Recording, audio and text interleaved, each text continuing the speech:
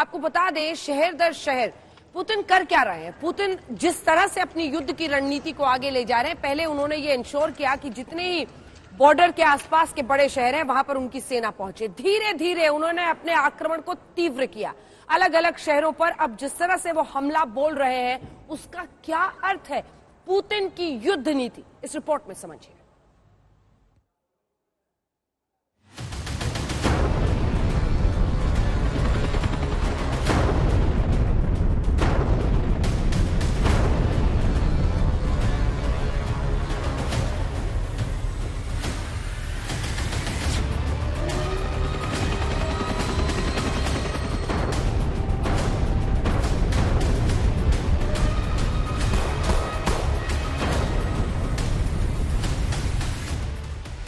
Putin ने जो कहा वही किया। पहले पुतिन ने कहा कि यूक्रेन पर हमला करें, रूसी सेना ने हमला किया।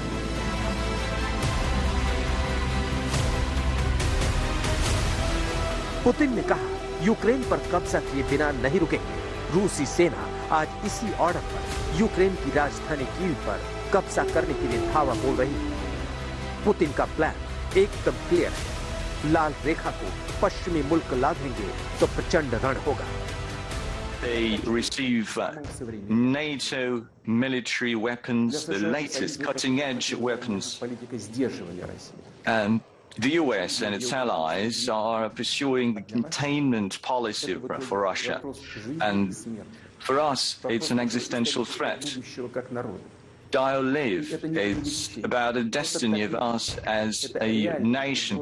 It's no exaggeration. It's a real threat to our interests and to our very existence, to our sovereignty, the existence of our state. That's the red line that I've mentioned earlier very often.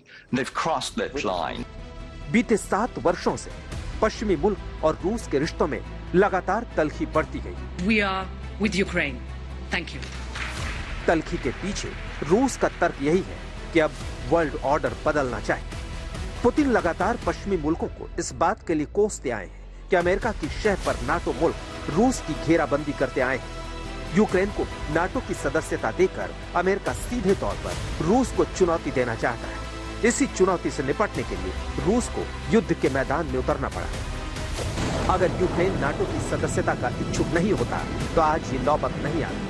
सरल शब्दों में समझें तो युद्ध के लिए रूस आज सीधे तौर पर यूक्रेन को जिम्मेदार ठहरा रहा है। यानी मौजूदा हालात पर रूस की थ्योरी यही है कि अपने मुल्क पर कोई आंच ना आए, लिहाजा उसे हथियार उठाना पड़ा। वही हथियार जो अब यूक्रेन के शहर शहर में तबाही की बाढ़ फेंक रहे हैं। खार्किव में रूसी सेना की तरफ से एयर स्ट्राइक जारी है। इसी बीच रूस ने अमेरिका के नाम नई चेतावनी जारी की है। चेतावनी नंबर 1, रूस के विदेश मंत्री ने अमेरिका को यूरोप से परमाणु बम हटाने को कहा है। चेतावनी नंबर 2, रूसी रक्षा मंत्री ने यूक्रेन पर कब्जे तक ऑपरेशन जारी करने का ऐलान किया है। चेतावनी नंबर 3, यूक्रेन ने हथियार नहीं डाले तो रूस खतरनाक हथियारों का इस्तेमाल करेगा। रूस ने चेतावनी जारी करके अपने मंसूबे साफ कर दिए। वहीं बेलारूस की सेना भी युद्ध में कूद गई। खबरों के मुताबिक बेलारूस की सेना यूक्रेन के चरमहीब में घुस गई है। संकेत साफ है कि रूसी सेना अपने लक्ष्य को पार करने के लिए कुछ भी करेगी। आज दुनिया में परमाणु युद्ध का खतरा मंडरा रहा है, तो इसके पीछे साल 2018 में पुतिन का एक बयान है। अगर कोई रूस का सफाया करने का फैसला लेता है तो हमें जवाब देने का अधिकार है। ये मानवता दुनिया के लिए आपदा होगी। हमें ऐसी दुनिया की जरूरत नहीं है जिसमें रूस ना हो। रूस के तेवर आक्रामक है। युद्ध विराम को लेकर पुतिन से फ्रांस के राष्ट्रपति की बातचीत की। दुनिया के तमाम नेता शांति चाहते हैं। नाटो ने खुद को युद्ध से दूर कर लिया है। हालांकि ब्रिटेन के प्रधानमंत्री बोरिस जॉनसन ने युद्ध में रूस को लेकर बड़ा बयान दिया है।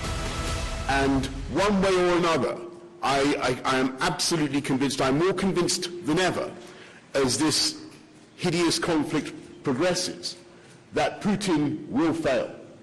And I believe that Putin must fail, and that we will succeed in protecting and preserving a sovereign, independent and democratic Ukraine. सवाल यही है कि यूक्रेन की धरती बम और बारूद से दहल रही है और युद्ध विराम कैसे होगा, दूर दूर तक उम्मीद की कोई किरण नजर नहीं आ रही। आज तक ब्यूरो।